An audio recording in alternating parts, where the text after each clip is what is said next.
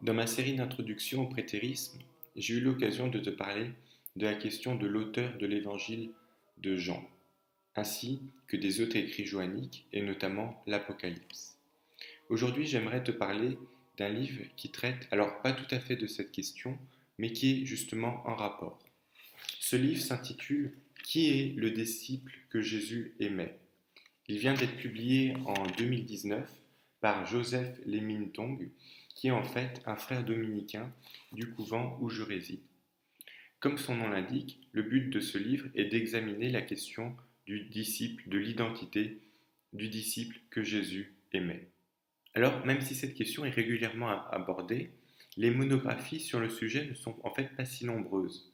Et le précédent travail francophone remonte en fait aux années 60. Il s'agit du livre de Jean Colson, L'énigme de Jésus, du disciple que Jésus aimait. Un livre d'ailleurs que j'avais lu il y a quelques mois et beaucoup apprécié. Cette question est bien sûr en lien avec l'auteur de l'évangile de Jean, puisque l'évangile de Jean est lié à ce disciple que Jésus aimait.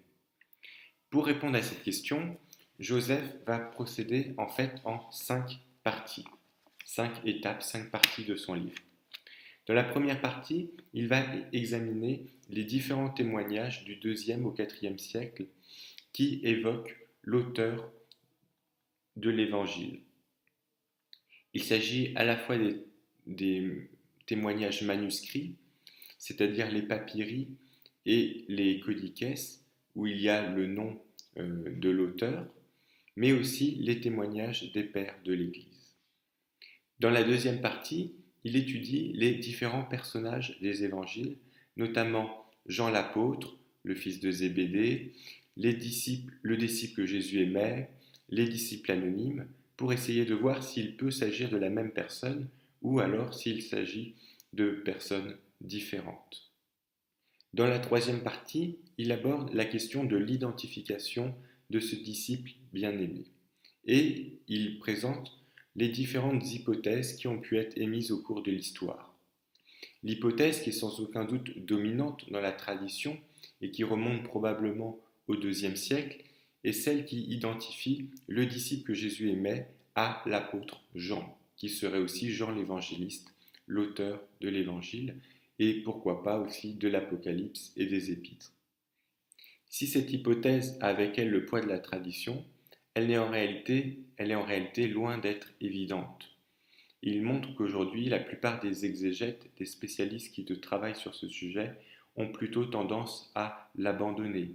Même certains qui avaient pu le soutenir au début de leur carrière ont fini par changer d'avis.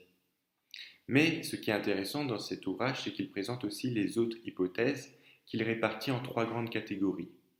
Celle qui identifie le disciple bien-aimé avec un des 12 apôtres, cela peut être par exemple Jean, André, Nathanaël, certains même ont proposé Judas.